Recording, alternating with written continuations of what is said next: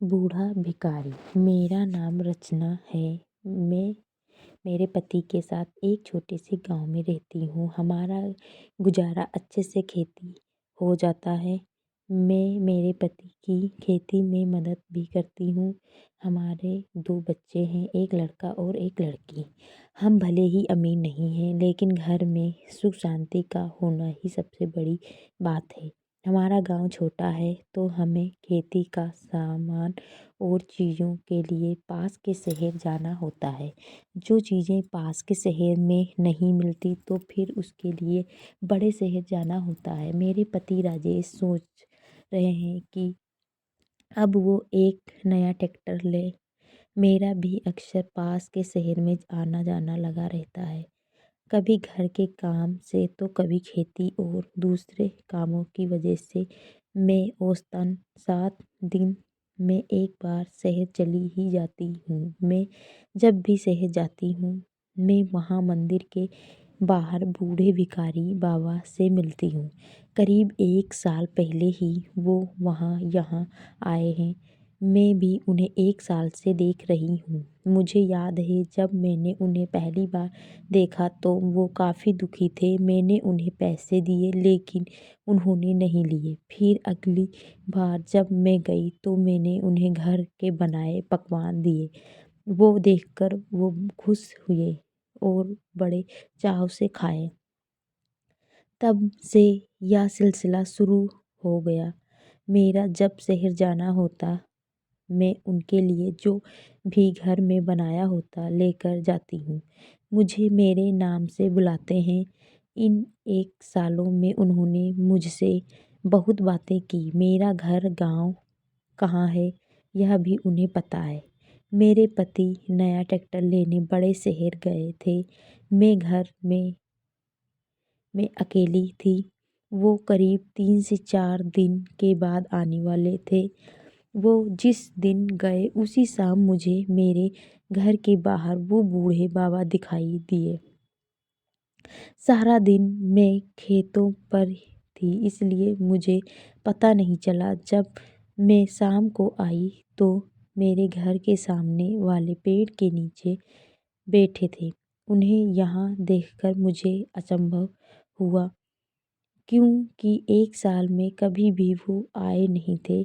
मैंने उनसे पूछा कि बाबा, आप यहाँ कैसे? वो बोले, मुझे तुमसे कुछ बात करनी है, इसलिए आया हूँ। मैंने उस समय उनकी बात को हल्के में लिया और सबसे पहले उनके लिए कुछ खाने को घर से ले आई। हालांकि वो इतनी दूर से नहीं आए थे, लेकिन एक बुजुर्ग इंसान को थकावट ज़्यादा होती है। कुछ खाने के बाद वो फिर बोले कि तुम्हें मेरे साथ कहीं चलना होगा। मैंने पूछा, कहाँ? वो बोले कि पास है, सुबह निकलेंगे तो शाम के पहले आ जाएंगे। तुम्हारे गांव से बस का साधन भी मिल जाएगा। मैंने बोला, आप कहाँ जाने को बोल रहे हैं, बताइए। तो वो बोले कि मैं तुम्हें अभी नहीं बता सकता, बस तुम मेरे साथ चलो। मैंने कहा कि मेरे पति नहीं हैं, वो बाहर गए हैं ट्रैक्टर लाने के लिए। वो मुझे बीच में ही टोकते हुए कहते हैं कि मुझे पता है, तुमने ही मुझे बताया था कि 3 से 4 दिन बाहर रहने वाले हैं, इसलिए मैं अभी आया हूँ। मुझे उनकी कोई बात समझ नहीं आ रही थी।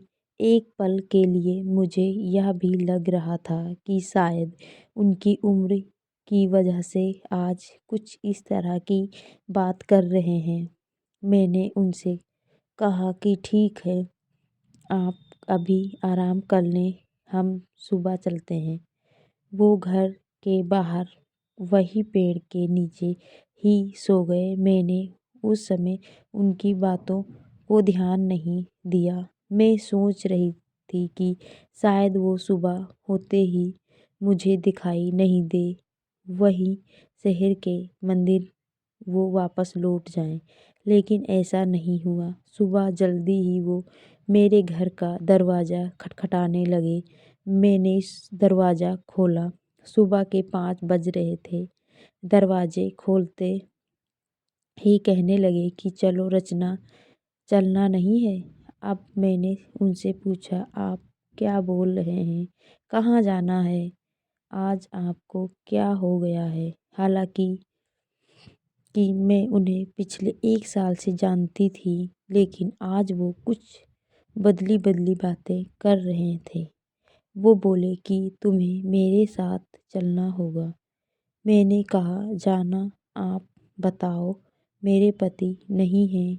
वो बोले, ज़्यादा समय नहीं लगेगा। अभी 8 बजे निकलेंगे तो शाम 5 बजे तक वापस आ जाएंगे। मुझे एक पल के लिए कुछ अजीब लगा, लेकिन फिर भी उन्हें 1 साल से जानती थी, लेकिन उनके बारे में कुछ ज़्यादा नहीं जानती थी। इसलिए मुझे उनके साथ जाने में थोड़ा संकोच ज़रूर हो रहा था। लेकिन मैं इतना ज़रूर जानती थी कि उन पे विश्वास किया जा सकता था। उनकी जिद को देखते हुए मैं उनके साथ जाने को तैयार हो गई। हमारे गांव से एक बस जाती थी। वो जहाँ जाना चाहते थे वो जगह करीब 40 किलोमीटर दूर थी। बस में बैठने के बाद हम करीब 11 बजे एक गांव पहुँचे। वहाँ उतरने के बाद उन्होंने कहा कि चलो मेरे पीछे आओ। ज़्यादा तेज वो चल नहीं पा रहे थे, लेकिन धीरे धीरे चल कर वो गांव के बाहर हो गए थे। करीब 1 घंटे से हम चले जा रहे थे। अब गांव के बाहर सुनसान जगह की शुरुआत हो गई थी। मैंने उन्हें कहा कि आप कहाँ ले जा रहे हैं? वो बोले कि थोड़ी देर और चलो, बस आने ही वाला है। उसके बाद भी करीब आधा घंटा चलने के बाद वो एक छोटी सी झोपड़ी में पहुँचे। बाहर से देखने पर जर्जर सी। उन्होंने उसका दरवाज़ा खोला। उसकी चाबी उनके पास थी। झोपड़ी में जाने के बाद वहाँ मुझे सिर्फ पत्थर दिखाई दिए। उन्होंने कहा कि यह बड़ा पत्थर हटाओ। मैंने हटाया और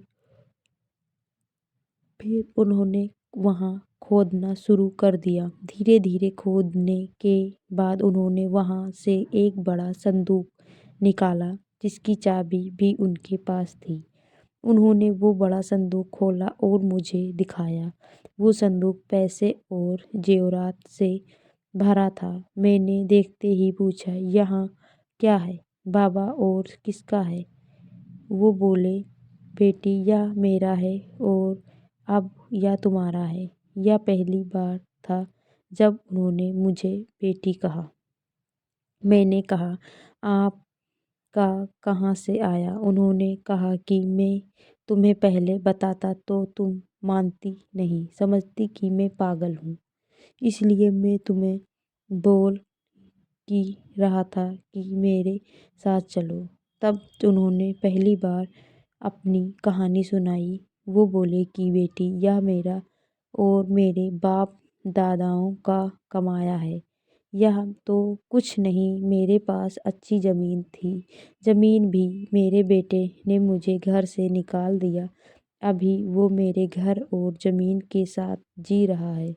उसे इसके बारे में पता था, लेकिन जब उसके बार बार पूछने पर भी मैंने उसे नहीं बताया तो उसने कहा कि जब आप मुझे वो नहीं देना चाहते तो मेरे तो घर से निकल जाएं। उस दिन से ने घर से निकल गया और दूर जाकर मंदिर के बाहर जाकर बैठने लगा।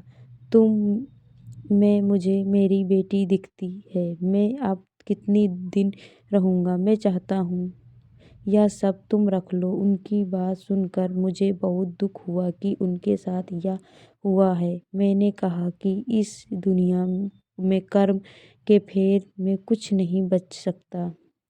लोभ में इंसान अंधा हो जाता है। मेरा और आपका रिश्ता बिना स्वार्थ का है। मैंने कभी आपसे कुछ नहीं चाहा और आप भी नहीं नहीं लूँगी, इसे नहीं लूँगी, इस पर मेरा हक नहीं है। मेरी बात सुनकर उन्हें हैरानी हुई। हमें बस अपना कर्म और कर्तव्य को निभाना चाहिए। आप अपना कर्तव्य निभाएं। आप पिता हैं, आपका जो है वो अपने बेटे को दें। मैं इससे नहीं ले सकती। उनके कर्म उनके साथ होंगे, हमारे हमारे साथ। वो बोले कि बहुत पैसा है, इतना कि आसानी से जीवन निकल जाएगा। मैंने कहा कि पैसा तो आपका है, आपके पास ही था, आपका आसानी से निकला क्यों? आपको मंदिर के बाहर बैठना पड़ा और इसे यहाँ छिपा कर रखना पड़ा। जो पैसा आपके घर में शांति नहीं ला सका, वो मेरे साथ क्या करेगा? हम वो मेहनत से कमा रहे हैं, उससे मेरा जीवन अभी शांति से चल रहा है। मुझे माफ़ करें, मैं तो कहती हूँ छोड़िए जिद और आप भी शांति से जिए। दे दें उन्हें पैसा। वो बोले कि बेटी, मैंने सोचा कि आज मैं तुम्हें कुछ धन देकर तुम्हें खुश कर दूंगा, उल्टा तुमने मुझे ही कुछ सिखा दिया। जीती रहो, जीती रहो बेटी। मेरी बातें सुनकर वो वहीं बैठ गए। उन्होंने कहा कि अब तुम चाहो तो जा सकती हो, मैं कुछ देर यहीं रहूँगा। मैं वहाँ से आ गई। मुझे बहुत शांति अनुभव हो रही थी। करीब 7 दिन बाद मेरा शहर फिर जाना हुआ। मुझे बाबा वहीं बैठे दिखाई दिए। मुझे देखकर बहुत खुश हुए। पास गई तो बोले कि मैं उन्हें वो पैसे दे आया। बहुत शांति का अनुभव कर रहा हूँ। धन उनके लिए महत्वपूर्ण था तो मेरे लिए भी तो था। वो लेने की जिद पर अड़े थे और मैं ना देने की। धन के भूखे तो हम दोनों ही थे। जब तुम इतनी युवा होकर इतना धन छोड़ सकती हो तो मेरे तो दिन ही कितने बचे। तुमने सच में मुझे शांति का अनुभव करा दिया बाबा। अब सच में खुश लग रहे हैं। मुझे अच्छा लगा उन्हें